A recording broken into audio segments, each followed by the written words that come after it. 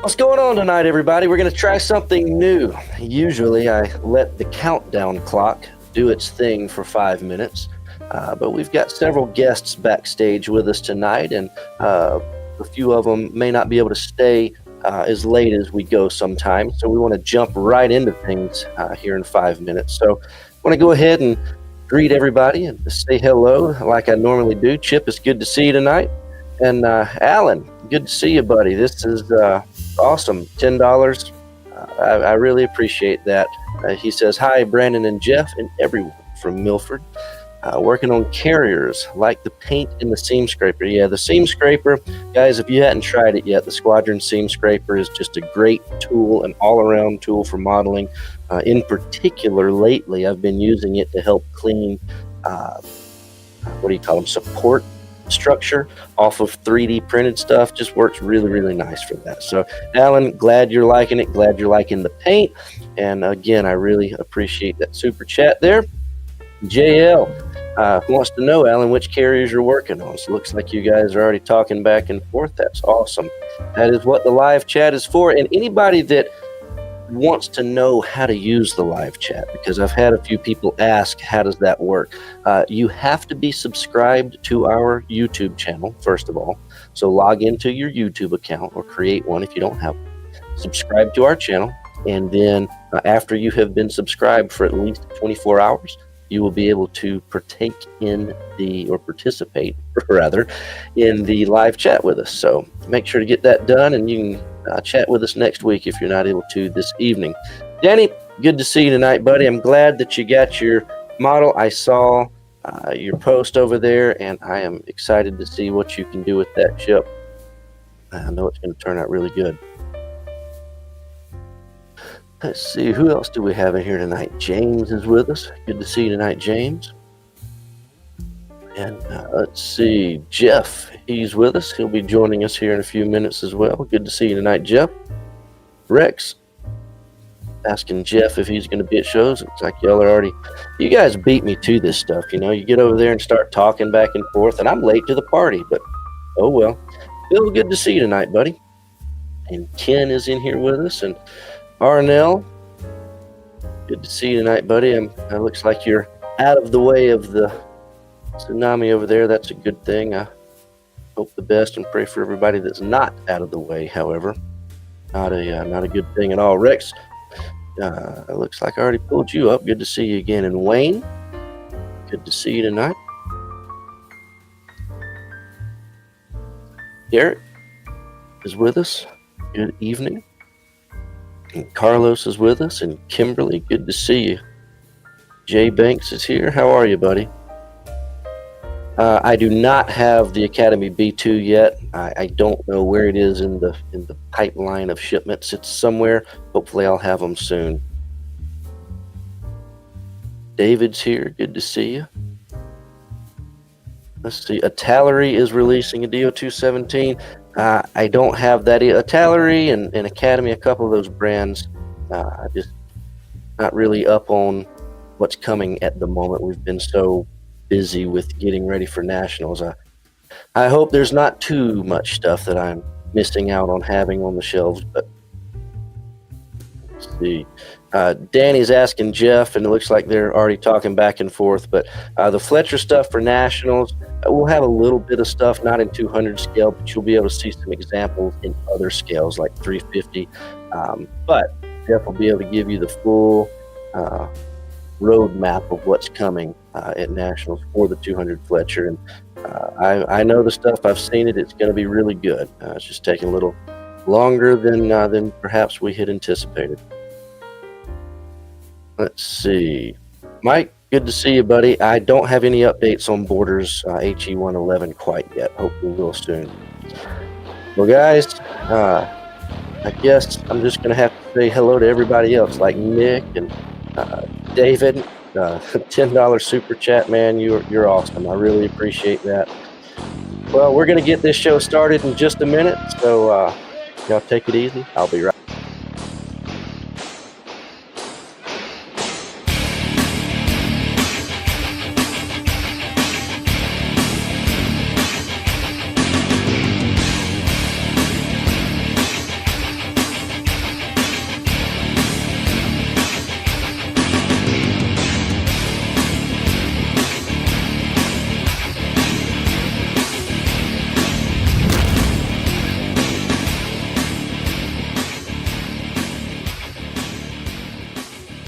All right. Well, thanks again, everybody, for being here. I'm looking forward to this evening. We've got a lot of cool stuff to talk about. And going back to David, again, thank you so much for that super chat.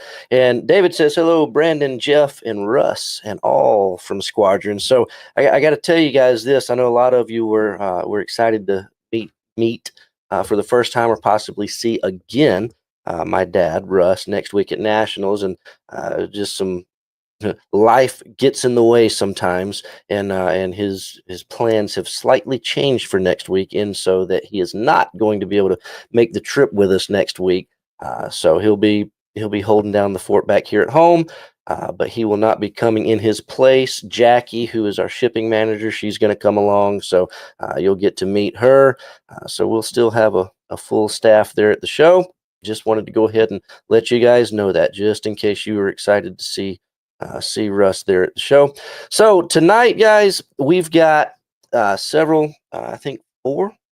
Yeah, got four guys, three that are national IPMS head judges at the contest. So it's going to be very neat. I've got Tom Jett that you have heard from a few times. He is the chairman of the show this year at the Tidewater Club. And he's going to give us a few last minute updates. This is the last Wednesday night before the show. So next Wednesday, this time, we are going to be broadcasting our show live from the Nationals. Now, I need to tell you this. Listen closely. Next Wednesday, showtime is 8 o'clock, not 9 o'clock. Next Wednesday, August 6th, showtime is live at 8 o'clock. If you show up at 9, it will be over by then. So, and I'm going to put a post and an email and say this several more times, but next Wednesday night, it'll be 8 o'clock Eastern time, will be our show time. And that is just so that we can do it live from the show before we have to get out of that room. Now, before I bring the guest on, I've got to say one thing that is kind of important. For the most, I've got, as many other live podcast type people do, I've got moderators in the background that watch out for things, and thankfully, our show for the past 2 years, you guys are an awesome group, and the moderators pretty much just get to sit back and kick their feet up, and they never have to do anything. Literally, have not really had to do anything yet. But I got to say this because if you guys follow IPMS groups, you hear things happen at shows sometimes during the contest. A lot of people have their opinions about how the contest should be run. There are other clubs and other organizations that do contests different, like gold, silver, bronze. There are different ways. Everybody's got their opinion on how things should work, how they would like to see it. But the fact is, IPMS has guidelines, they have rules, they have the rule book. The way they do things is the way they do things. And tonight, we're going to talk about the way IPMS does things. We're not going to compare IPMS to other organizations. We're not going to bring up old things that have happened in past shows. We're going to look forward to the future, which is next week in Virginia, in Hampton. And we're going to talk about how great this show is going to be. And these judges, these guys are going to tell you what you can expect if you've never been to a national contest, what you can expect when you walk into a room of 2, 3, 4,000 models on the tables. And how do these guys do it? How do you go through and look at every one of these models, and how do you pick out which one is first place, which one is second place, which one is third place? And we're just going to give you a general overview of how things work at an IPMS national convention, and that way you'll have an idea of what to expect if you're going for the first time this year. And if you're going, and you'll hear the term OJT, is on the job training. If you have never gone to a national, and or if you have never judged at a national contest, you can judge next week. It's not a problem. We encourage this in IPMS, and it's a way, with that many models, it takes a lot of help to get things done. And it's just really helpful. So we would encourage you to be a part of this judging organization, I guess we'll call it. But let's get these guys on here. First of all, you all know Jeff. Howdy, buddy. How are you tonight? I'm doing well. I'm in the final grind. We got the printers It's running now or never, right? 24/7, and yeah. And I heard you talk earlier because I know Danny was asking if I'm going to have. So this is just one pallet of all of the new 350th 3D printed parts that we've got. So yeah, we're busy. The fun part is prototyping happens in 350th scale, and then production goes into all scale. So it's Correct. It's coming. So, well, Jeff, we got a few guys, and I know that a few of them are on a short schedule tonight. So let's go ahead and welcome Tom Jett, Steve Lau, Frank Landris, and Andy Brzezinski. Guys, I really appreciate you being here with us tonight. This is, as Jeff referred to a moment ago, this is the final grind. This is the last week. This time next week, we will all be together in Hampton, enjoying what is looking to be a fantastic show. So, Tom, I'll go to you first. This is, for more or less, your show. You're the chair. You're the guy kind of calling the shots there in Hampton. What have you got for us since the last time we heard from you a few weeks ago? Well, thanks, Brandon. And Jeff, thanks again for having us on to talk about the show yet again. Yeah, 6 days and a wake up, and we're going to be in the thick of it for sure. Tuesday obviously is set up for everybody, all the vendors and stuff. So it's just on the horizon for sure.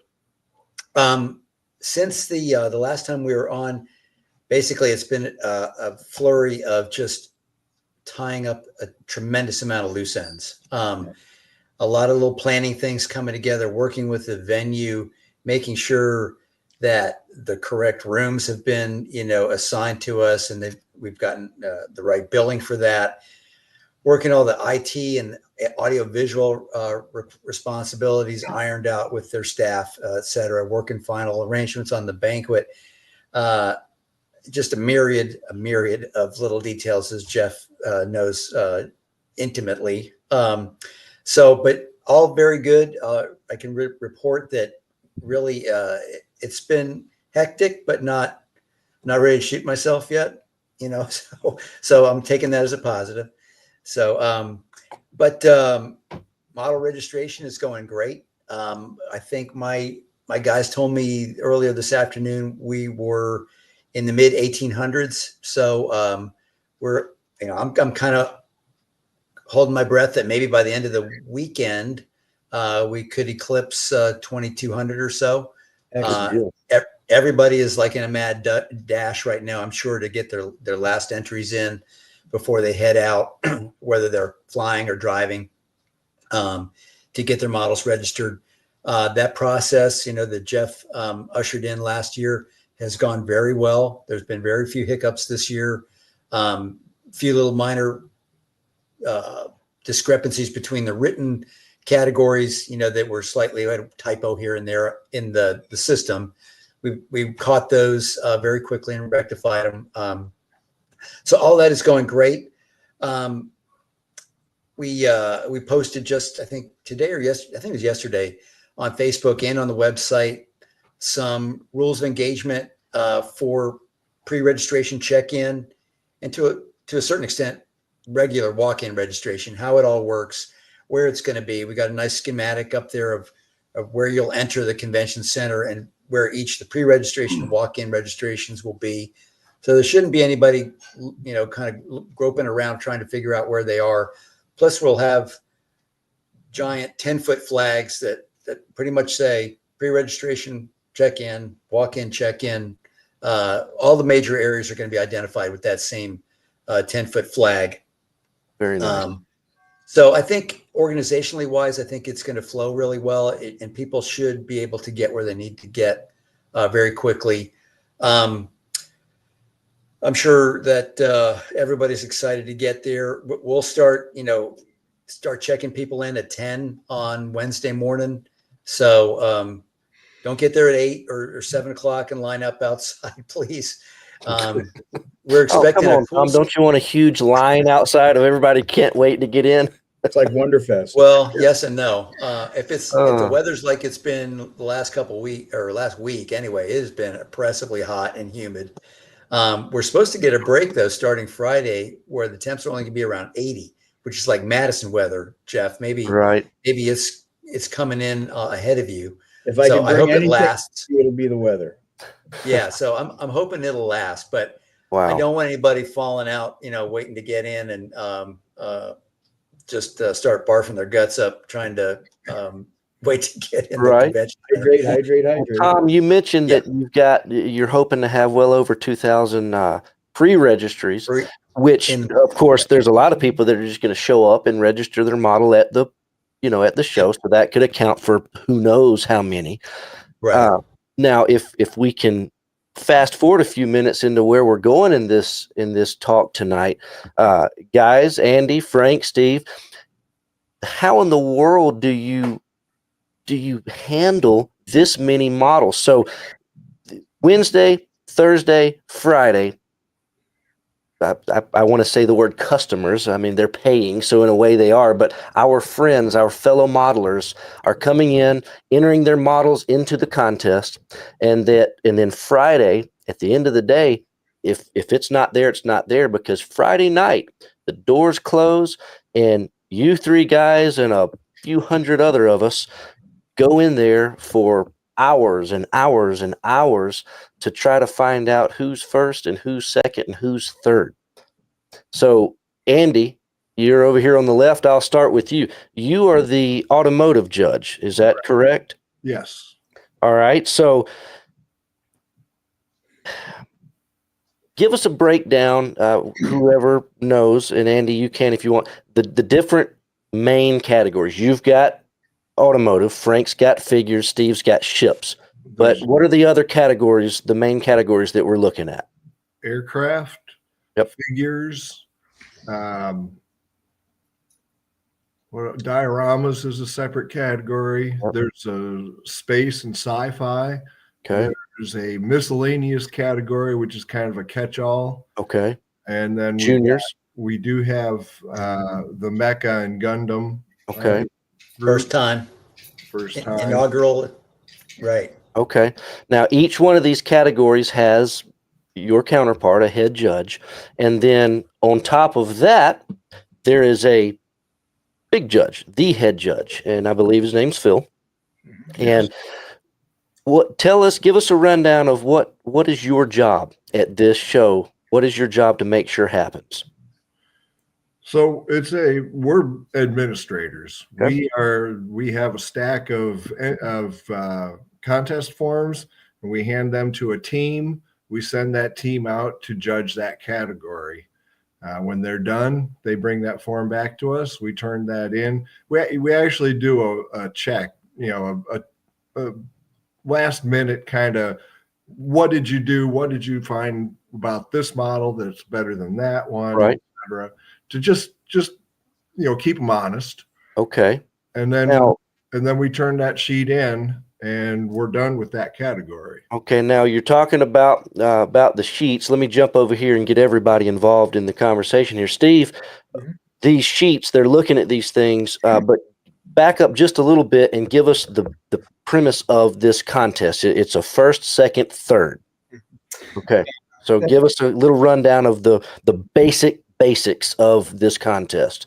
So IPMS has always gone with a first, second, third in each category. Each class is divided into categories. In ships, we have 17 categories, different scales, different types, aircraft carriers, battleships, cruisers, submarines, boats. And then this year in ships, we're hoping to get a large turnout of sailing vessels because the Nautical Research Guild is saying they're going to have a presence at our show. Okay. And so hopefully some of those big, impressive sailing vessels, we'll get a lot of those this year. So that's how it's divided within the class. And for us, I guess I'm not sure if I'm answering your question you asked, but I'll tell you, it's a little bit of a daunting task to walk into that room with all those models. And every model in that room is a really nice model. There are not many bad models. And so it's a question of how you're going to figure out what your first, second, and third is, and this is ever since I've been in IPMS, which is 30 plus years now. That's the mechanism that we've always used. Okay. Rather than the gold, silver, bronze. There's been a lot of discussion about that, but this, we've just been first, second, and third. Okay. Each class. So now you've got 17 subcategories in your ship category. Andy, back to you. How many? And then I'll ask you the same thing, Frank. How many subcategories are in the car or the automotive, Andy? I do not know that off the top of my head. Okay, sorry to put you on the spot there. About 40. Okay. Now, Frank, how about you? Figures is kind of another animal, so to speak. Ships is easy. They're battleships or aircraft carriers or destroyers. Frank, how do you split up the figures? So the figures are non-human or human. We start out very small at 28 millimeter or smaller than 72nd scale, like 87 scale. And you go all the way up to 1-to-1 scale busts. Wow. The busts are separated out from the regular figures. Any figure that has more than 2 figures becomes a vignette or a diorama, and it gets moved to another category. Okay, So, completely out of figures. Correct. Okay. So one thing that the judges do every night is that we're moving models to the correct category. Okay. And then it comes down to, I think we have that one presentation, but you're looking at basic construction, alignment. Then you look at painting, and that usually takes care of almost everything. Okay. Now, wouldn't you guys agree, Andy and Steve? Yeah. Yeah, it's in some of the bigger classes like armor and aircraft, getting models put into the right category is a huge undertaking, and perhaps for figures too and such. Ships are a little bit easier, but and a lot of it is you don't know what's going to show up. If you're going to get 20 battleships or 2 battleships, and whether you need to split categories, that's a much bigger problem for armor and aircraft, the really big things. But that means that you're going to have to move some models, because things show up and you just don't know what your splits are going to be. And that gets to be an issue, with handling models and who moves the models and when that occurs. And generally that occurs, we like the modeler to move his model. And those of you that are going to be there this year will notice that there's going to be slips of paper that we're going to put next to your model and say, we need to move this model. It's in the wrong category, or it's going to be split. And so could you move it down to this end and give you the chance to move it? But eventually it's going to have to be moved. And we typically do that after hours where there's really nobody else around. So you're not going to bump into people and things. And it's usually the head judge, the category head, and an assistant or 2. And we, just very carefully try and do that. But like to give the modeler himself an opportunity to move the model so that we don't have to touch it. So for those of you that are going to go, keep an eye out for that, because you might, check back and see if your model's to be moved. That'll give you the chance to move it. I see. Yeah. Hey, I just want to jump in just to help facilitate that and reduce the amount of physical touching. We're going to have a supply of sort of lunchroom trays with a lip on it that'll, I think, make moving those things a lot easier and safer, I think, for everybody. Yeah. And there's going to be also those little vinyl. I don't know what those were last year, Jeff. I don't know what to call those things. They were one of our club members, or one of the, I think it was one of the Indiana clubs. They're leftover scraps from a production process. Okay. So they were literally just going to toss them out. They were leftovers from some manufacturing process. Right. And we had access to a large surplus of them, and I assume they ended up in the container that went from we have you guys. Excellent. We have them. So They we'll were have very those helpful for moving things on the table, perhaps repositioning for judging or whatever. But if you physically have to pick it up to move it from one category to another, we'll have these trays available, which I think will make it a lot easier to transport. And we have to keep in mind too that all of the judges are modelers in their own right. Right. So we're not ham fisting somebody's model to move it from point A to point Yeah. B. The overwhelming 99.9% of the judges that I've ever interacted with, they know how to move a model. So I put my trust in them.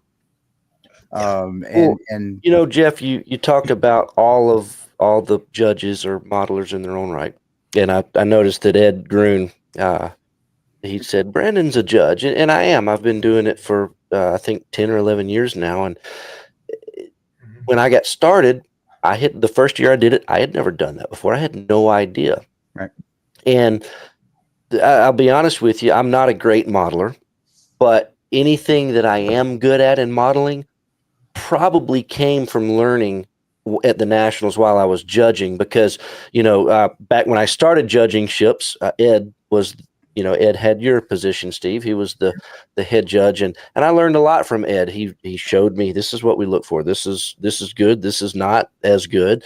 So you learn a lot when you're doing that. So Frank, tell us, if somebody's coming to the show this year and they think it sounds interesting to be a judge and do this, how do you get into this? I mean, what is the deal? So there will be sign-up sheets throughout the model room for aspiring judges, and you just sign your name to that. There will be a formal judges meeting before judging starts on Friday, and you must attend that. If you don't attend that, they're not going to let you do it anymore. In the past, it was like, yeah, I know Joe over here, and he's a good modeler, and he can come over and do it. If you don't attend the judges meeting, it's not going to happen anymore. Yeah, they give out the secret handshake during the judges meeting, and if you don't have it, you don't get in the room. And so that's the big thing, is if you really want to do it, check with one of the head judges. We have sign-up sheets all over the place. I spent most of my time in the model room around the figure area. I'm sure Steve and Andy do the same thing in their categories, because you're always pre-looking to see where my problems are going to be as far as splits and as far as having to move something big. Nobody wants to touch a really, really big model. And we have one coming. Yeah. We have a monster of a model coming. Nice. Been in contact with a gentleman in Florida. I don't know how he's going to get this thing here, but he has a scratch-built 72nd scale International Space Station. Wow. Okay. So that'll be fun. But yeah, I think it's 58 inches wide. Then once we identify who's going to be in each group in ships or aircraft or figures or sci-fi, the head judge will try to find the most experienced judges to have them lead the team. Then the other judges that are, we try to split them up by experience. I always try to make sure the OJTs, the on-the-job judges, are fully involved in looking at it, because usually they have better eyes than some of the older people. But it also, if you don't allow them to participate in the judging, then, they're going to lose interest and not come back. Oh, yeah. Yep. So and I think Adam that's really here is asking what time that is, Frank. What time is the judges meeting on Friday? I'd have to look on the IPMS schedule. I'm sure they've got it up. It's 5 o'clock. 5 o'clock Friday in. So you basically have enough time to go out and get dinner after that meeting really quickly, and then you're back into Friday until we get done. Usually it takes anywhere from 3 to 4 hours for most of us to get done. Aircraft was incredibly efficient last year for some reason, and they got knocked out really quick. But the head judges will be there till midnight. Andy, what do you got, buddy? Same thing. We had 19 judges for automotive last year. I had ended up with 6 good teams, and they were all just cruising right through it. They were done in 2.5 hours. I was floored. Nice. Now, you just, for anybody listening, you're like, hey, this sounds interesting. Maybe I'd like to try to judge. You do get to kind of pick what you would like to judge. Like, I pick ships. That's not to say Frank's trying to bring me over to the dark side, and I think you got my brother this year. I told him, he's like, Okay. "Do you mind if I go do figures?" I was like, "No, go for it." But you do, get to pick what category you like to judge. Now, Steve, when we get done doing ships, the other guys, Frank comes over there and tries to grab you. Hey, come help me with figures. So you might get to do a little extra if they need help too. Is that right, Steve? Yeah, there are some classes that are a little short on judges, and it's a chronic issue. Some have abundant judges, and in ships we've been very fortunate over the years. Sounds like automotive, same thing. We had 6 or 7 teams last year and got through it pretty quick. But I know some like juniors and I think diorama, miscellaneous, they're chronically short. Yep. And so last year we sent ship judges over to help judge ship dioramas, and so I volunteered to do that again. Maybe judge junior ships and things. Or one year when I got done, I had to go judge dinosaurs. I don't know anything about judging dinosaurs, so that was a learning experience for me to figure out how to do that. But that's a voluntary thing. If you just want to judge automotive and you don't want to have to go judge something else, then you can be done when the automotive classes are done. Okay. But you do get to choose what you want to do. But if you really don't care what you do, it might be worthwhile to ask around where the judges are truly needed, Right. because there's some classes that could need some filling out. So Yep. I can And tell one of you, the we other- had a meeting earlier, and there's going to be an overabundance of aircraft judges, and that's probably true almost every year. Right. And so they'll probably be asking some of the aircraft judges, "Can you go help over here?" or something like that.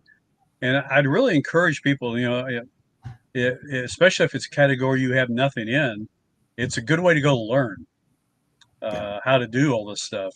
And that if should you- be brought up as well, that Yeah. you do not judge any category that you have a model entered in. Right.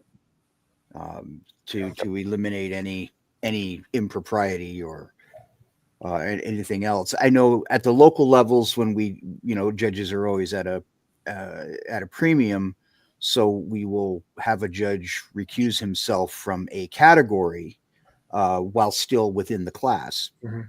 So yeah, I have a 35th scale helicopter.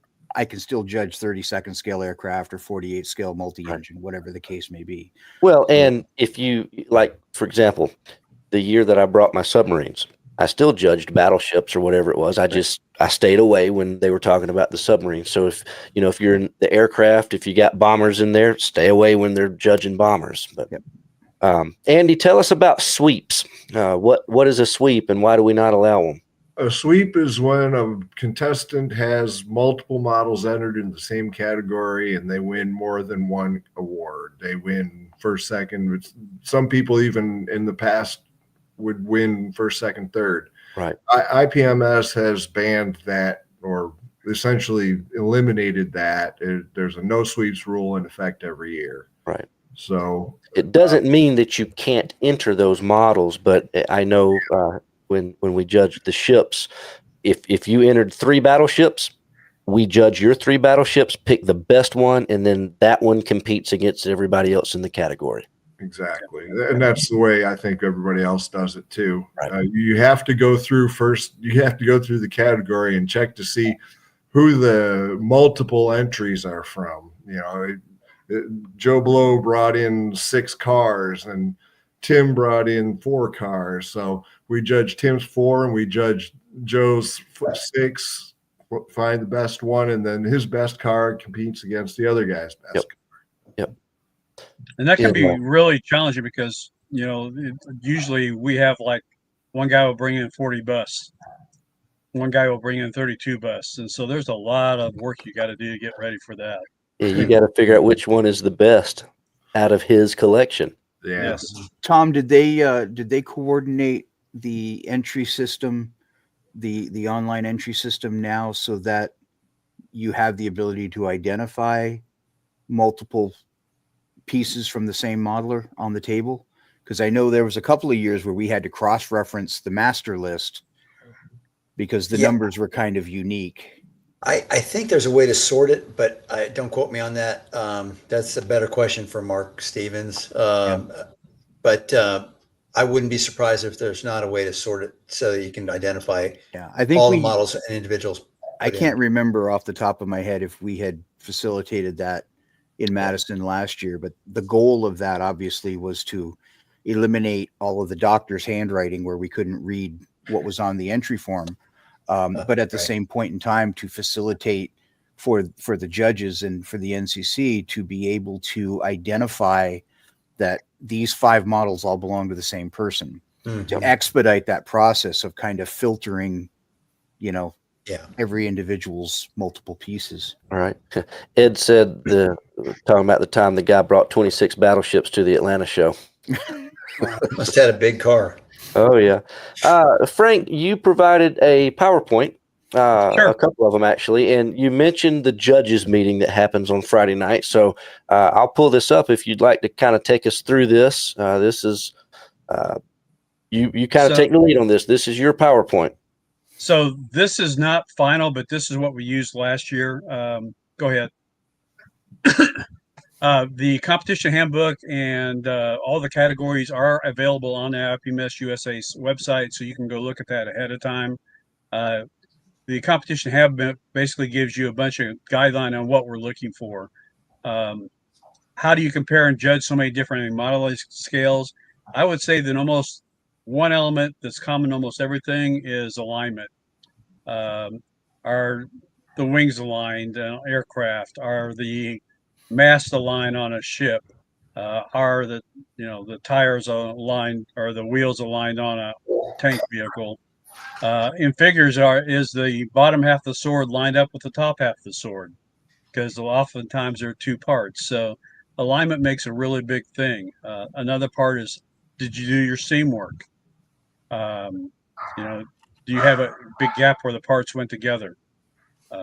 So that's the big thing. Go ahead. How a lot of times depends on how many are there. For example, 48 scale aircraft, and if you have somebody's got, you got 50 or 60 Focke-Wulf 190s, you might have a split where you have just Focke-Wulf 190s.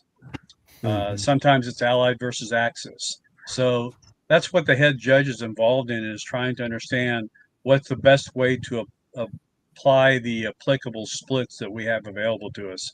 Like figures is normally we have 1 split available and that's it. Aircraft Well, does a few what more. Steve said too. Like Steve said earlier, you don't know till the show starts because you don't know who's bringing what. You don't know what you're going to have. Yeah. So, that's where we're at on that. Okay. Next. So basically, we've already talked about this. Everybody has their own complaints about IPMS judging or AMPS judging or figure judging and so forth. Judging has subjective issues in every type of form of judging you do. It's just the way it is. I've entered in all different styles of judging formats, and it all works about the same, in my opinion. Right. So, go ahead. All right. The first thing is we're going to look at is the basics, and like I said, is the model aligned properly? I'll give you an example on aircraft. Are the stabilizers lined up with the main wing? Because if they're not, that's the first issue. Do you have a seam going down the spine of the model? Is it supposed to be there? And I would say that, if you got something that you consider unusual, you need to make sure you note it on the card. The judges are supposed to read the cards that are presented. We had a good example up at the Oklahoma show where a guy brought in a tank model and he was missing 2 of the road wheels. We go, well, what's going on here? But if you looked at the other on his card, he had a picture of this tank was in a diorama, in a forest, and it was missing 2 road wheels. Nice. And so he modeled just what it is. But anything that's unusual like that, you want to document so that people understand what you're trying to portray. Yep. Okay. Next. So the first one we're looking at is construction. We talked about that a little bit, and that's alignment and seam work. Do you have super glue, shiny marks, so forth? Do you got fingerprints on your canopy, fingerprints on your chrome on your car model, chrome trim. Next one is the painting. You know, we're looking at basic painting, how the finish is. You know, that includes decals. You have decals that got silvering underneath. And then the next part of it is weathering. Is it weathered consistently? And consistently means you can have it clean like it just came out of the factory, or you can have it dirty because it's been mudded up real big, but it needs to be consistent across that model. You don't want to have the back end of it filthy and the front of it, it's, you know, looks like it's somebody's been waxing it up there. Right. Now, the next part of it is what additional work you did. And this includes, you know, scratch built and any aftermarket 3D printing that you can put in there. The caveat will get there, you know, this will give you somewhat of a bonus thing, but if you don't do the basics, the basic construction and the basic painting and finishing, it's not going to get that far. Right. So you can't have an airplane where you've opened up the engine panels and the gun panels and all sorts of other panels, and the stabilizers don't line up with the wings. It's just not going to happen. Right. The next part is scope of work, and I think that has something to do with when you're adding a bunch of different, a lot of new details on it. Mm-hmm. How much difficulty was there involved in it? And the last one, I'm not a big proponent of accuracy because I can tell you that I know a lot about Saab aircraft, but I don't know everything. But I Right. know more about Saab aircraft than I know about, say, German VF-109 if I'm going up against Floyd Werner. Well, and that's why your documentation, you talked about the pictures of the missing road wheels. That's why documentation is so important, because all of us judges, when you build a model, you do all the research, you know that subject inside and out. But us Right. judges, we might or we might not. So any documentation or pictures that is added to the table there is always a help. And I would say, in my experience, almost all the models we decide 1, 2, 3 based on the first two, the construction and painting. Right. Well, and that's an interesting thing. Let me move up to Steve real quick. Steve, because I'm a ship model guy, take a battleship and say a 350 scale battleship. Mhm. And let's look at the third option here, improvements and added details. Mhm. You take a battleship out of the box and build it absolutely flawless. There is nothing wrong with the construction, nothing wrong with the paint, the finish, the weathering, nothing wrong with it whatsoever. It's perfect. And then the next guy enters in your same category, another battleship, just like it. But he has done all the bells and whistles, the Ponto set or whatever your flavor of choice is, the 3D stuff, all of it. But it's not perfect. His construction and his paint's not perfect.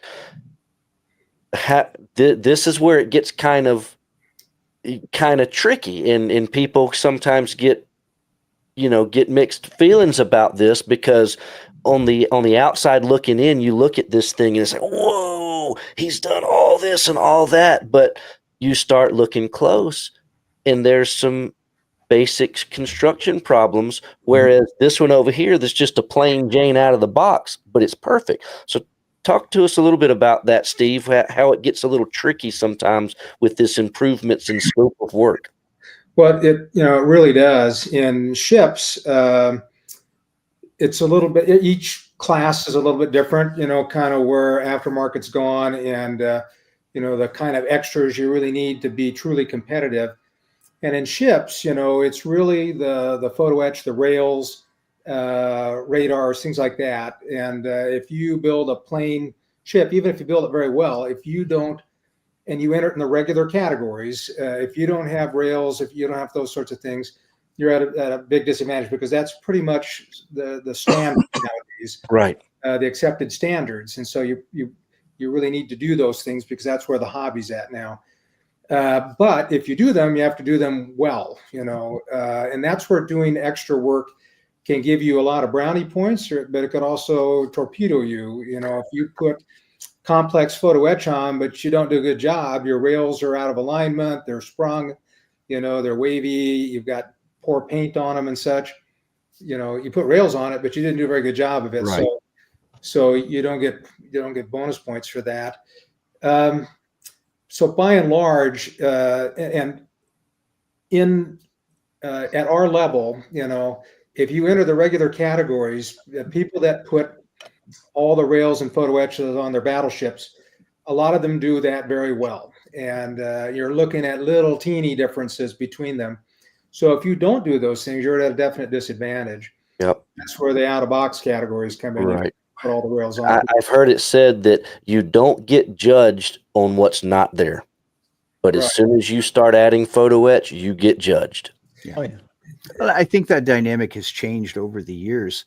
30 years ago, you could put an out of the box ship on the table and be competitive with it. But now, as Steve has mentioned, qualitatively the bar has been raised so high. Right. And I think it's safe to say that across the board with all of the categories within IPMS, qualitatively, the products that we are utilizing to finish these models are just exponentially better than they were 30 years ago.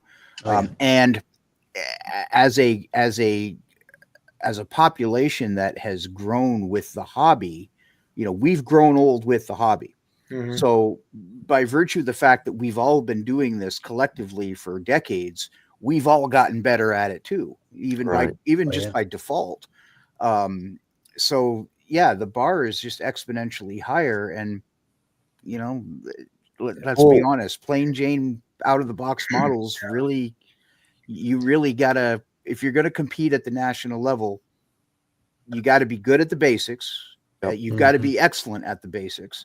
Yeah. And then you've got to be really good at all of the other stuff that sets that model apart from everyone else. Well, let's go down here to Andy. Andy, we haven't talked about cars much, and going back to Frank's, well, it's not Frank's PowerPoint, but the PowerPoint, the painting and the finishing and the accuracy might be a little important for you. And I say that because when we talk about shades of paint, for example, which we talk about a lot on this show on Wednesday nights, what did olive drab look like? What did this look like? What did that look like? We kind of know, but at the same point in time, we're looking at old black and white pictures. Andy, in your category, these cars are driving up and down the road. Yeah. I mean, we can go to the neighbor's garage and look at his, 69, whatever he's got. It's very easy. And the glossy paint, all this stuff that you're dealing with in your category. Tell us a little bit about what of these 5 aspects of your work that are considered. Which ones of these kind of stick out in your category in the cars? Well, the first 2 are key.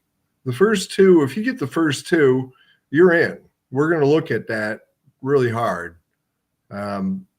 If you start getting a little sloppy, those go quick. Those go out of competition very quickly. If they're, if the parts aren't mated together, if you got a seam down the middle of your oil pan and transmission because you didn't clean up that seam, those cars are out.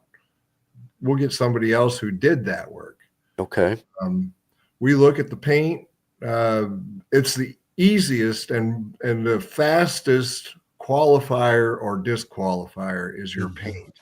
If your paint if it's intended to be shiny, it better be shiny.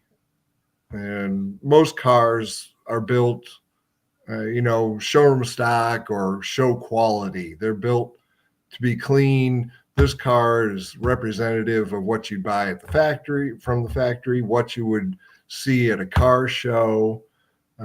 So we kind of put that kind of equality to the models as well.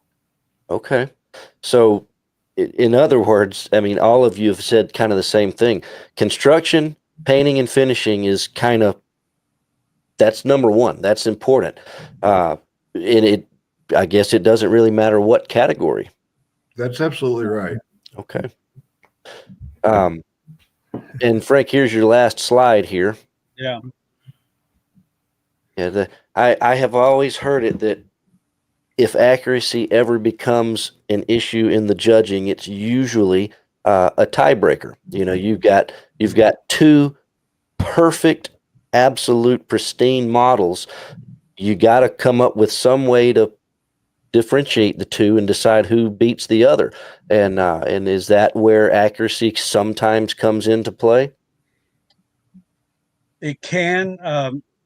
You know, I'm a head judge at a local contest, and anytime they come up to where they've got the accuracy, I demand that I get involved in it because this is so subjective.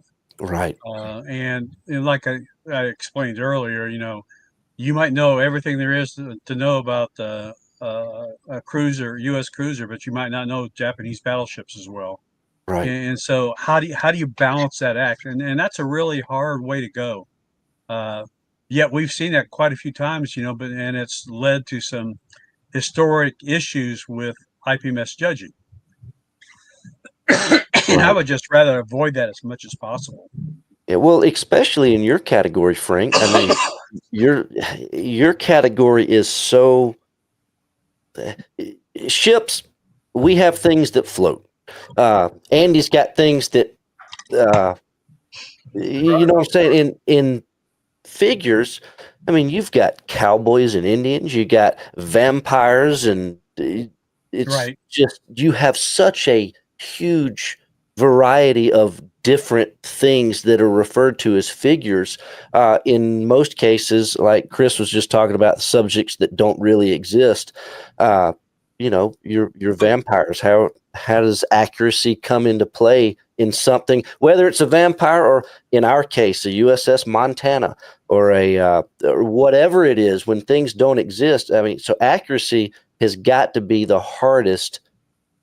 It is the hardest, and where accuracy would come into play in figures would be, for example, in historical miniatures, especially World War II military, World War I military. Is that the correct uniform? Does it have the correct number of Right. splotches on it for the camouflage on the pants? Is he carrying the right gun? And you know, they can get pretty crazy, Right. but it Yeah. usually doesn't get to that. Yep. My favorite accuracy story came up at last year's nationals, and I always say, you know, accuracy is something not all of us are experts at stuff, but you know, you can kind of tell if there's something major off. And I always joke that if you paint your battleship pink, you better have a picture, you know. Well, last year a cruiser showed up that was pink. It was in the Mountbatten pink, and I was saying, you know, he painted it pink. Steve, you're not a regular on Wednesday nights, but my favorite thing to talk about is Mountbatten Pink. Yeah. It always comes up in conversation on When Wednesday you night. work for the company, the first thing Brandon does is he sends you a Mountbatten pink paint chip. It's a great color. And it was real. I mean, it was the Right. San Juan, and it had been painted in the South Pacific in that color, and it wore it. It was lost at Guadalcanal and in the barroom brawl, but it was a pink ship. Right. He had the documentation, but he had the documentation with the model, so that made it much easier to accept his interpretation of things. Otherwise, you know, you just reject that kind of out of hand because nobody paints their ships unless it's in the movie Operation Petticoat and you have a picture. Yeah, right, exactly. You know, so if you've got something unusual that you think is going to be questioned as to whether that's accurate or not, just show the documentation. You Yep. probably have documentation. That's why you built the model that way. Just Oh yeah, put that with the model, and so the judges know. absolutely.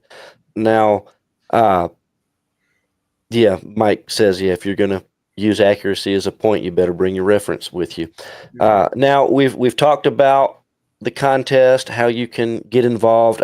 Just seeing some of the comments over here. Somebody asked, can you sign up to be a volunteer ahead of the event? No, Bill, just show up at 5:00 in the judges meeting room. And if you don't know where that is, find one of these guys or come see me at our booth. We can point you in the right direction. But the other thing that I want, and I'll throw this over to Tom, if you don't want your model to be picked out by its construction and paint and all these other things, we've got the tiger meat going on. And Tom, tell us a little bit about that. I saw a couple people asking about that in the chat. Yeah, tiger meat is back again this year. It was first introduced last year. It's so far doing very well. I think we're probably 2/3 of the way full of our tables thus far, and a lot of email interest coming in to my coordinator for folks bringing things into the tiger meat. Incidentally, Jeff had reached out to me, I guess it was last week, about the passing of Mr. Tamiya. And he had pitched the idea. One, I hadn't even heard of it yet. I mean, doing 10 things at once, I hadn't heard of his passing. Yeah. But the idea of doing something in tiger meat to, pay tribute to Mr. Tamiya. All of us have been introduced and been fanboys, literally, of the Tamiya product. Tremendous lineage of great quality kits. I mean, we've all grown up on them. So we're going to introduce or have a Tamiya tribute area in the tiger meat.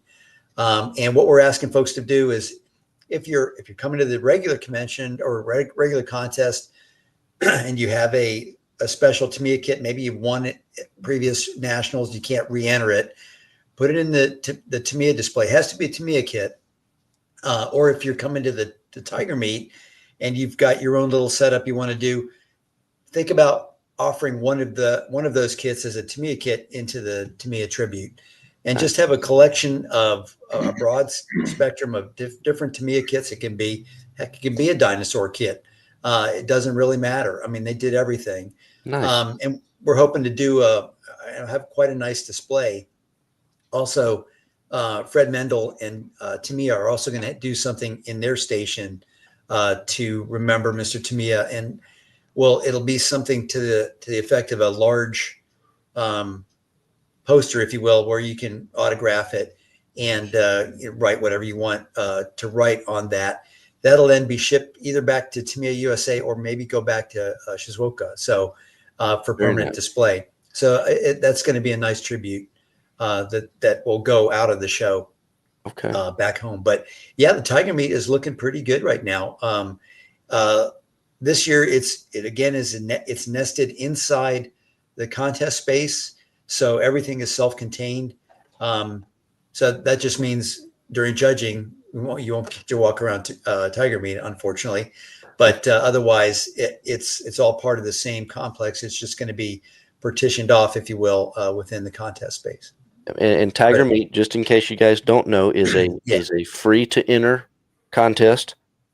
No judging. You just show up, put your model on the table, and enjoy. Right. And Tom, correct me if I'm out of line here, but I've got a one or two buddies that are coming to the show, but they're only coming like Wednesday and Thursday. They want to bring a model, but they're not staying. They're not going to be there Saturday. So I said, well, just put it in the tiger meat. They can come, show it in the tiger meat Thursday, and take it home with them when they leave. Is that correct? That is correct. That is correct. Good deal. In fact, I've spoken to one of the viewers on the thing tonight about doing that. But that's probably my buddy that's planning on doing that. Yeah, absolutely. That's a great way to show off your work, particularly if you got to punch out early, because if you're entering in the contest, it's a no to try and get your model out early. We're gotta be in for the long haul till Saturday night. It's a hard no. Yeah, hard no on that. But if you got to leave early, tiger meat's your jam. And again, it's not judged. It's not part of the competition. But it's again, we've talked about this once before. It brings the community together. You get to talk about this stuff, and it's just a free, open, sort of non-judgmental aspect of the show, and particularly for younger people coming in that may be intimidated by the show and the contest aspect. This is a great way to sort of ease in, dip your toe in the water, and get into it. We're looking forward to that. It's going to be really good, and I think the Tamiya aspect and the tribute we have for Mr. Tamiya, I think, will be a nice. That'll be very cool. Hey, I'm bringing something for the tiger meat, so there's one. Yeah, I'll have something too. One interesting thing that I just thought about. What if you were to say, and we're not. But it's got to be a Tamiya model kit. But I was thinking, wow, what if it was a model that you used a Tamiya product on? That would be, I would be willing to bet that would be well over half of all the models in the contest. You either use Tamiya glue or Tamiya paint or Tamiya sandy. I mean, they got so many good products. Yeah, that might be north of 50%. Oh yeah. Well north. Well, Yeah. before we end the show tonight, there's one more aspect of the national contest I want you guys to talk about a little bit. So we go through our categories, through our subcategories. We pick first, second, and third, and then after that's done, we all get together. And Steve, I'm in your group, so us ship guys, we all get together and we kind of all decide which ship gets the best ship. Frank, you and your group, you decide who's the best figure, and Andy, you pick the best automotive. And then after that, guys like myself, we hit the road and get out of there. And then it's left with just you guys to decide who is the best model overall. So give us a little rundown of how these best ofs work and how that leads to you guys deciding the best of the entire show. Whichever one of you wants to take it. I don't know who knows more about that. So what we do basically is we go around the room or rooms like they were last year, and each head judge is like a spokesperson for the best of their group. So, and this is after all of us, the normal people, are gone, after we've decided the best tank, the best plane, the best ship, and we're all gone, and it's just the head judges, right? correct. That is correct. And that is because a lot of those judges are also entrants. Right. So they may have a model on the table that won a prize, and we don't need to know, they don't need to know that until the next night. Okay. So we keep that all hush hush. We go around the room, we tell all the good things about that particular car that we picked as the best automotive. And then we go to the next category, and that head judge describes that model. Once we do that, then we do a vote on who thinks what's the best. Okay. And we go from there. Okay. Now, what are, and Steve, you can take this if you want, if you know, what are the best of, you've got some special categories this year. Give us, what are the awards that are more than just the regular first, second, and third? You got the best of each category, and then what is after that? What else is there? And Tom, this may be a question for you too. I know you have is it the Judges Grand Award? That's basically the best of. That's the show. Yeah. But do you have any special category awards this year? We have our theme awards. Okay, yep. There you go. That's what I was forgetting. Navy Marine Corps. I'm putting everybody on the spot tonight. Yeah, you put me on the spot. That's fine. All that information is on your website, but there are theme awards, there are the best ofs, and then of course there's the Judges Grand Award. Right. Okay. Yeah. People's Choice is another one that's the one that everybody gets a chance to vote on as they go through the contest hall. Everybody will get a ballot in their convention bag that they can fill out and cast their own vote for what they think is the best of the show. Okay. So that's a big one, and that's a big award. And then, of course, after everything is done, and after we are probably headed back to Georgia, because it's just how we have to go, you guys all get together for a nice awards banquet Saturday night. And this is where, Tom, you can tell us what takes place this year and what you've got planned. Yeah, well, the awards banquet, we're going to try and sort of synergize the eating and some of the award presentation this year. So all the first, second, third place awards will take place during the banquet itself. It'll be a running slideshow of what placed first, second, and third. Awards will be on the table for those recipients. And this is all in an effort to sort of compress the night a little bit, because as Jeff knows, it's not just the banquet. There's so much that happens after the banquet. Correct. And and to that point, if you are entering the contest, we really would appreciate after the banquet, you get your stuff and leave quickly, because I don't mean to be rude, but we've got like about 90 minutes to turn this place over to like it never ever happened again, back to the city. So tremendous amount of work. But so we're going to run the 1, 2, 3s during dinner, and then we'll break, and we'll have a separate room where everybody can sit and watch that presentation while we're eating in the banquet room. And then the awards presentation will begin, and we'll simulcast it into the other large banquet hall right adjacent to the dining room. And that's where we'll do all the specials, the best ofs, and then the judges grand at that point. So it should go really well. We're hoping it'll go smoother and get folks out and on their way maybe a little bit earlier. At least that's the goal this time. We're trying to do new things, innovate, where we can. It just happens, sometimes you go long, sometimes it's very short. So we're trying to find a happy medium where everybody gets recognized appropriately, but we keep things moving along, because again, there's a lot to do after that dinner ends. We went way long last year, and at the end of the night, I think people were grumpy that we went long, but you don't go to the award ceremony expecting it to be quick. Right. But it's a lot of awards. There's 200. There's 200 categories. Yeah, 225 this year. 225. We had 200 at Madison. Yeah. And Voice of Bob and I read 600 names. Yeah. Over the course of the evening, and he lost his voice. I lost my voice.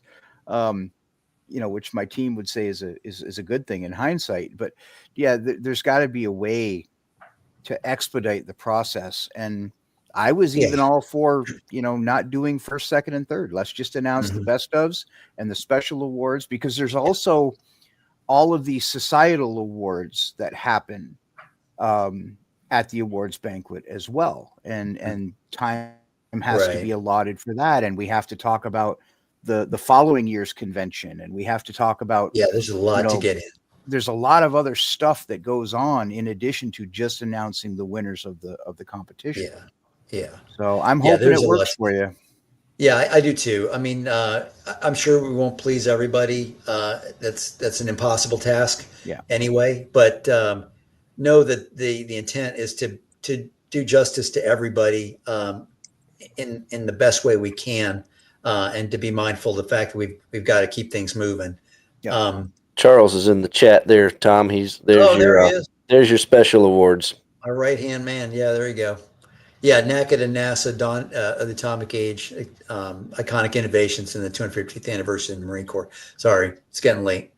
No, it's fine. Well, it is getting late, and we'll go ahead and bring this to an end. Is there anything else? Andy, Frank, Steve, Tom, anything? Tom, you go ahead. You keep it. But the guys be thinking if there's anything else you want to add here after Tom. Yeah, I had just one other plea. These things are massive undertakings.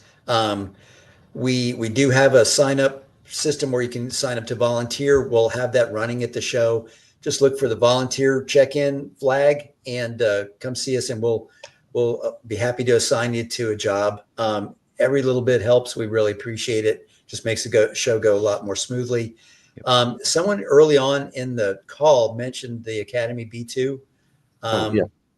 There may be one at the convention, and it may be on the raffle table.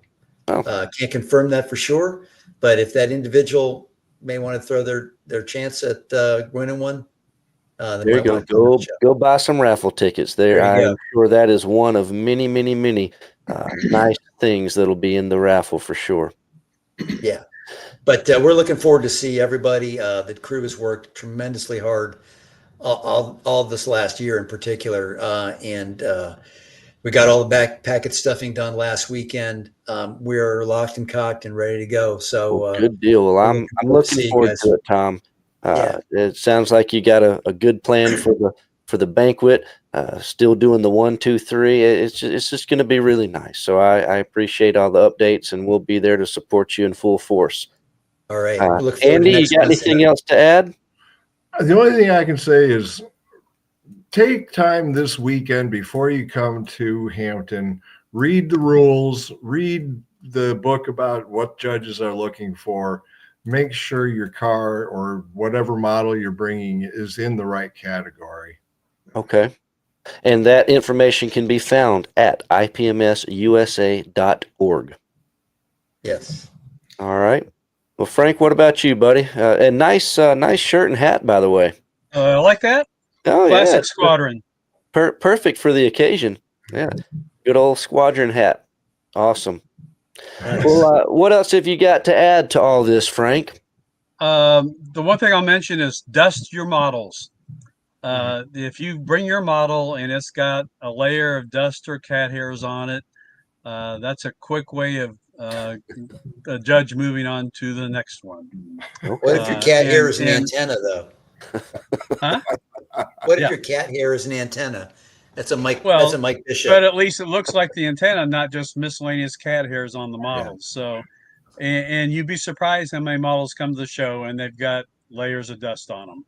Oh yeah. Okay. And you can buy a really nice big fluffy paint brush, or steal a makeup brush from your wife and dust your model off. Okay. It's kind of basic things that make a real big difference. All right. Well noted. Well, Steve, what about you, buddy? What have you got for us in closing? A couple things along with what Frank was saying. One of the things that I see that eliminates a model quickly is just flat coat the darn thing. You know, so many things. There's glue spots, there's shiny spots, there's irregularity in the finish. Just put a good flat coat on. There's a lot of models that didn't win anything that could have if you had just put a flat coat on there before you glued all the stuff down there. The other thing I would say is I would really encourage everybody to think about judging. It's interesting. It's kind of fun. You learn a tremendous amount. You kind of get a feel for how this is done. You can, in a way, sign up before, in the sense that I think almost all of us have some sort of sign-up sheet or procedure in the model room in that area. So if you want to do ships, I'm going to have sign-up forms and do those ahead of time so I can put my teams together. And I think if you pick an area, just go to that area, and at some point, probably Wednesday or Thursday, there'll be some sort of a sign-up sheet out, and you can sign up, and then show up on Friday at 5 o'clock to the judges' meeting, and they'll assign you to a team, and away you go. So Okay. Well, great. Has pre-registration for models closed? No.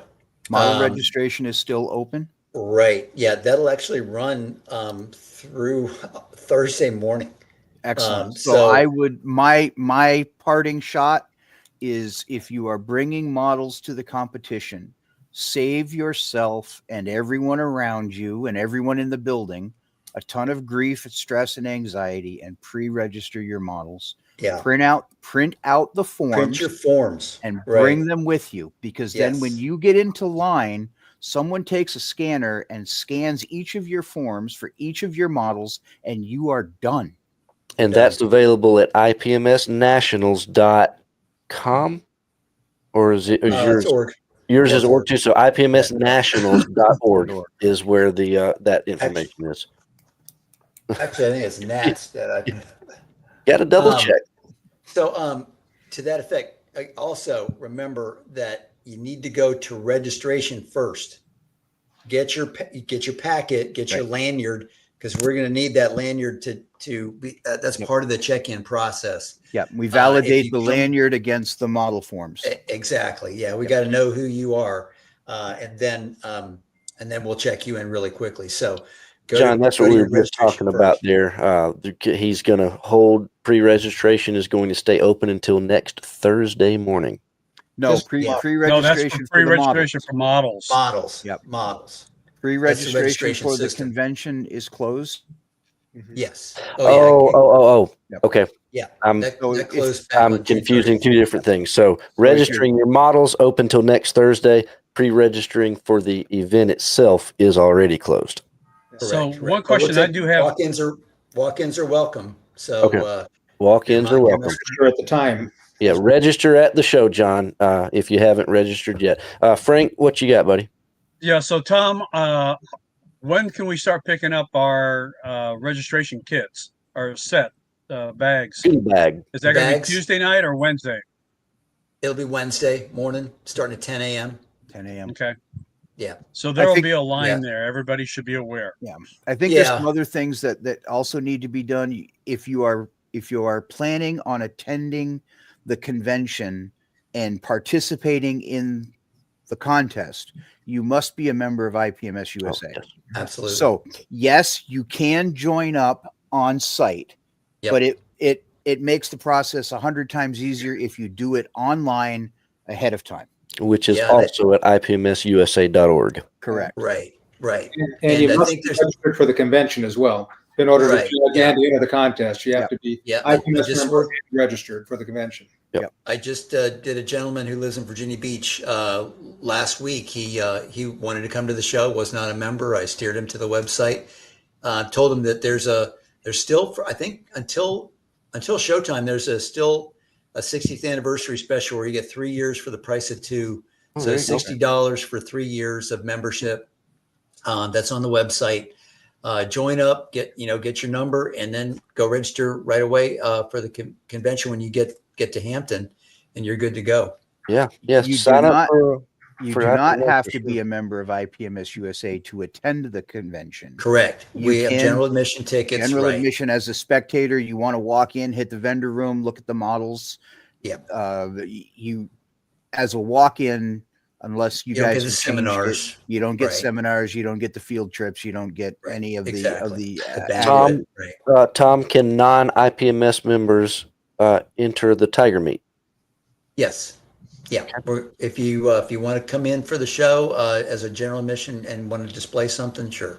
Do it That's at the Tiger fine. Meet. Okay. And we're Very hoping, hope we entice you to maybe join the society as a result. So Yep. it's a sweetener. Awesome. So, but yeah, it's and the convention website is nats.ipms.org. Okay. So nats.ipms.org. Good. Thank you for correcting me. Yeah, it's a brain twizzler. So, but yeah, we're ready to go. A little punch All right. drunk, but otherwise not bad. I'm glad to Cool. see a lot of the ideas that came out of Madison are being implemented. Oh, yeah. And hopefully it's for the betterment of the convention and the teams that are going to have future conventions moving on. I know Well, the registration system is huge. The We're a big standardized family. website, all of these things. Right. We're Yeah. we're a big family, so last year's show, the year before that, and this year, Tom, hopefully some of the things that you're implementing this year will be carried into Indiana next year. Yeah, I And hope then, so. hopefully I've they'll talked to come John up with about something cool that'll be carried on the year after that. So just we've got to keep this thing going. Keep growing IPMS and make these shows bigger and better each year. So No doubt. Continuous improvement. There you go. IPMS Canada memberships, Tom. Oh yeah, if you're an international member, you're more than welcome to come to the show. You I have think we've got about 11 Canadians, I think, coming. Memory serves, something like that. Jeff, your Yeah. camera is wigging out, buddy. It is. Oh man. All right. Well, that is Looks awesome. fine to me.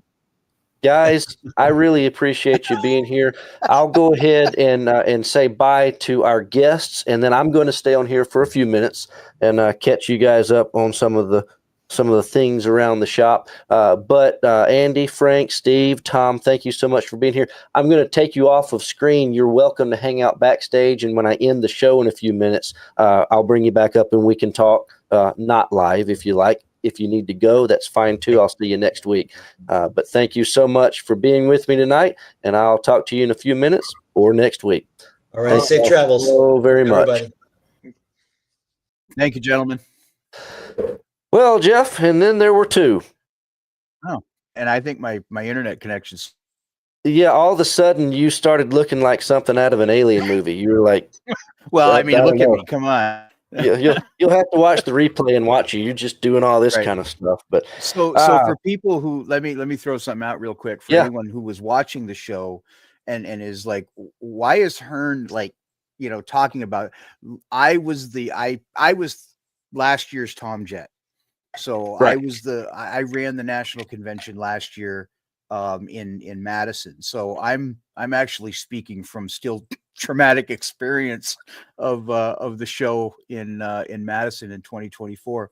But I'm really excited. Tom Well, and and what we Dean have can done a great do job. for Tom, Jeff, and you know this because you've been there. You know, Tom asked everybody to volunteer to help. Uh, you know, so many times I talk to Jeff.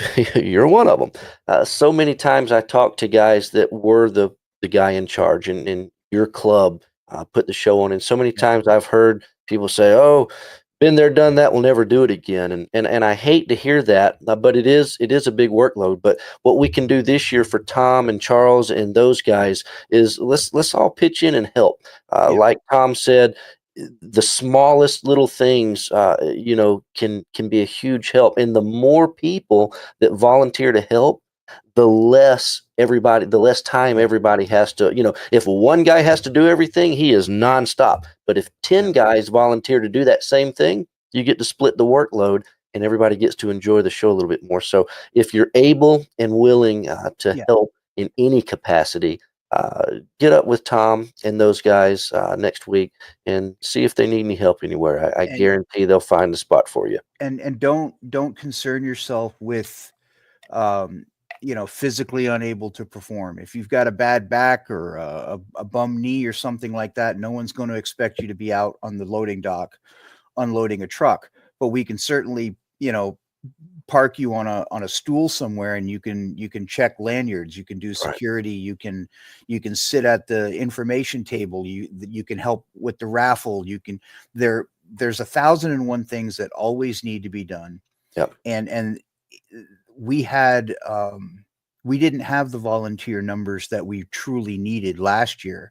And our volunteers really, they dug in their heels and they put in the extra effort to make it happen.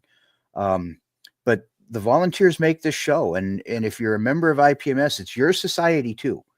So let's keep this thing going. Yeah, all help is appreciated. I hate to be that grumpy guy about it, but we all have an obligation to the betterment of the society. It's not just me here to entertain you for 4 days. So you're not going to entertain me, Jeff? No, sorry. I thought I did that anyway. Oh gosh. Well, Jeff, let's we'll get out of here in just a second, but I got to, we've been talking about all this stuff we're doing. Yeah. So I showed this picture the other day. This is a little setup I put up at the shop of all these little goodies that we've got at the show. I had a lot of people sending me messages, picking out a few little things in this group that they didn't realize we're going to be on display next week. Doesn't even count the paint rack and there's all sorts of stuff. Like look at this. We finally got these done. So Squadron tufts. These are flowers and these are little moss grass tufts. We got all sorts of things in different sizes and shapes and colors. We got all the little Squadron, I don't know, what are we calling it? Swag, the t-shirts and the hats, even got little shot glasses. And yes, I do have paint all over my fingers. But I need a couple of those shot glasses because we got some nationals traditions that. Well, there you go. We got Squadron shot glasses, all sorts of. Last week I talked about that new nose art book that came in, and I forgot to bring one home. This thing is all. Look how big this is. Amazing. Yeah, it is a massive book, very very well done. We'll have a stack of these. We literally have a 53-foot semi truck it's our truck, so we don't have to just put pallets in there like you would normally do. We're actually packing it like there's no room left in it. And then that still wasn't enough, so we're taking a 20-foot trailer on top of that. Now, did I hear you say something to the effect of we are bringing almost 4,500 unique products? Just in the model kit. That doesn't. I haven't even counted the accessories and books and paints and all that. That's just model kits. So if you can't find anything in the Squadron booth, that's your fault. we certainly. And you can't find something that you want. That's on you because we certainly hope that we're gonna have something for everybody. That's at least our hope. So there will be plenty to look at. Well, I'm going like gangbusters, trying to get ship parts and and tracks are fighting me every inch of the way. I don't know how many of those we will have, but we will have a selection. Well, But the ship ones that part we're two- running over here, they're all turning out nicely. The rollers and excellent. just, I don't even know what all's out there. They're You just, know, it's just been a blur. This last 6 weeks, 8 weeks has just oh been yeah. a blur. But hey, it's all going to come to an awesome finale next week. We're going to get to show everybody this stuff. We're going to get to see everybody in person, hang out, have a good time, and it's just going to be over before we know it. So let's Yeah. try to enjoy it a little bit, right? That's the sad part. That, well, most of these guys have done a national convention before, but that was the sad part of it for us, is that you put 2 years of work into making this happen, and then suddenly it's over like that, and you're kind of standing around and wondering what just happened, you know. So I'm excited that this is the first time in 3 years that I actually get to be a spectator and enjoy the, you know, I don't have any managerial responsibilities to the society. So I'm looking forward to just hanging out with friends and having fun. And then Chip says I have to do the show. Oh, no. Yeah. Okay. Yeah. That'll be in Fort Wayne, Indiana. I'm not doing another one. So can't speak for the Madison team, but I know I'm not going to be doing another one. But it's I'm looking forward to it. It's going to be fun. We got a great road trip planned. We're stopping at the Air Force Museum on the way out. So if anyone is in the area of Dayton, Ohio, me and my road trip crew will be at the Air Force Museum on Monday. We'll be there when the doors open. So hit me up if you're in that area, or if you're passing through the country, that part of the country at the same time. And yeah, and I will see you on Tuesday. Oh yeah, we will. We'll be there, and I guess I will talk to you tomorrow and see you in a few days. Yeah, it's going to be fun. Smokey and the Bandit. You're driving the tractor trailer, and I'm driving the race car. All right, man. Well, I'll see you there. All right. Have a good night. Yes, Thanks sir. for your time, everyone. Well, guys, thank you so much for being here tonight. It's always a blast on Wednesday nights. For me, I hope the same for you. Remember, next Wednesday, showtime will be 8 o'clock Eastern Time, as opposed to our normal 9 o'clock. This is because we will be broadcasting from the National Convention, and we've got to do it in the time that we're able to do it. So 8 o'clock next Wednesday night, we'll do that. Of course, that will be the show where I open up the 2 Nationals exclusives for ordering on the website during that show. So be here at 8 o'clock so you can find out when exactly that 10 or 15-minute window is going to be for you to be able to do that. I hope that you're able to join us next week, but if not, I certainly understand. We will, of course, show you pictures and videos and talk about it the week after. And then after that, hopefully we'll get back to some of our regular programming, get back talking about model kit building. We got a few good shows coming up with some other guests, getting back to the basics of building models and techniques and that sort of thing. So looking forward to that. And guys, y'all take it easy. Have a good evening. And again, I appreciate you being here.